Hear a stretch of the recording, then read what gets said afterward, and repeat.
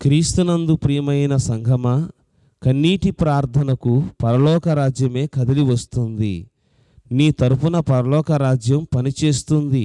ప్రభువే సెలవిచ్చారు కదా, అడుగుడి మీకు ఇయ్యబడును, వెదకుడి మీకు దొరుకును, తట్టుడి మీకు తీయబడును అని.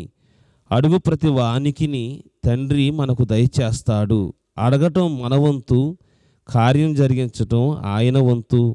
కొండల తట్టు నా కన్నులెత్తుచున్నాను, నాకు సహాయము ఎక్కడి నుండి వచ్చును?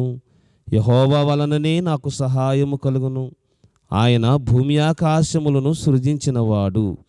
అవును, కొండల తట్టు నా కన్నులెత్తి కొదువుతో నేను కుమిలిపోతానా? లేదు.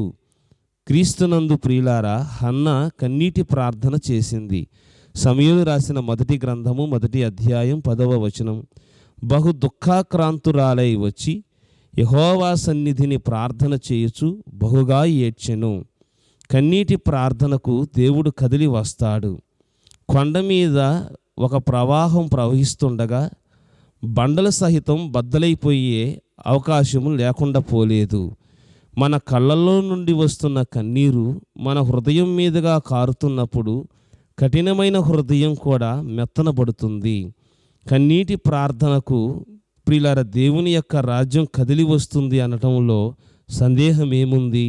హన్నా బహు దుఃఖాక్రాంతురాలై వచ్చింది. ఎందుకని? తన కుటుంబంలో ఆమెకు నెమ్మది లేదు, శాంతి లేదు, సమాధానము లేదు. నేను గొడ్రాలును అనబడినటువంటి నింద ఆమె భరిస్తూ వస్తుంది. తాళలేక దేవుని సన్నిధికి చేరింది. బహు దుఃఖముతో ఆయన సన్నిధిని మొరపెట్టుకున్నది. దేవుని యొక్క సన్నిధి ప్రతి అవసరాలను తీర్చే సన్నిధిగా ఉన్నది. షీలోహు అనగా నెమ్మది, షీలోహు అనగా యేసుక్రీస్తే. షీలోహు అంటే శాంతి సమాధానమే. షీలోహు అనబడిన మందిరంలోనికి చేరి మన హృదయములో ఉన్నటువంటి ఆక్రందనను చెప్పుకుంటున్నప్పుడు ఆ వ్యక్తి ఎవరైనా కానీ, ఏ సమస్య అయినా కానీ తీర్చటానికి సమర్థుడై ఉన్నవాడు మన ప్రభువే. క్రీస్తునందు ప్రియులారా, భక్తుడైనటువంటి కీర్తనాకారుడు 73వ కీర్తన 25వ చరణములో, ఆకాశమందు నీవు తప్ప నాకెవరున్నారు? నీవు నాకుండగా లోకములోనిది ఏదియూ నాకక్కరలేదు. మనము దేవుని తట్టు తిరిగి ప్రార్థిస్తున్నప్పుడు దేవుడు మనకు సమాధానాన్ని అనుగ్రహిస్తాడు.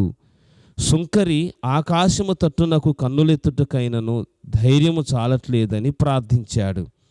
సుంకరి తనును తాను తగ్గించుకొని విరిగి నలిగిన హృదయంతో ప్రార్థించాడు.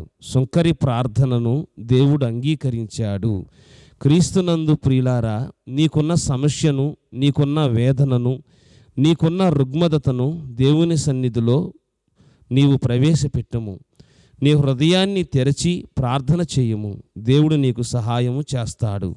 విలాపవాక్యాలు 2వ అధ్యాయం 19వ వచనములో, నీళ్లు కుమ్మరించున్నట్లు ప్రభు సన్నిధిని నీ హృదయమును కుమ్మరించుము. నీవు లేచి రేయి మొదటి జామున ప్రార్థించు. ప్రభు నీకు సహాయము చేయునుగాక. నీ కుటుంబములో ప్రతి అక్కరా తీర్చునుగాక. ప్రభు ప్రతి సమస్యకు పరిష్కారము చేసి నిన్ను ఆనందింపచేయునుగాక. ఆమేన్. తండ్రి అయిన దేవుని యొక్క ప్రేమ, కుమారుడైన యేసుక్రీస్తు వారి యొక్క దివ్య కృప, పరిశుద్ధాత్మ అన్యోన్యమైన సహవాసము సన్నిధి సదాకాలం మనకు తోడయుండి సర్వసత్యములోనికి నడిపించునుగాక.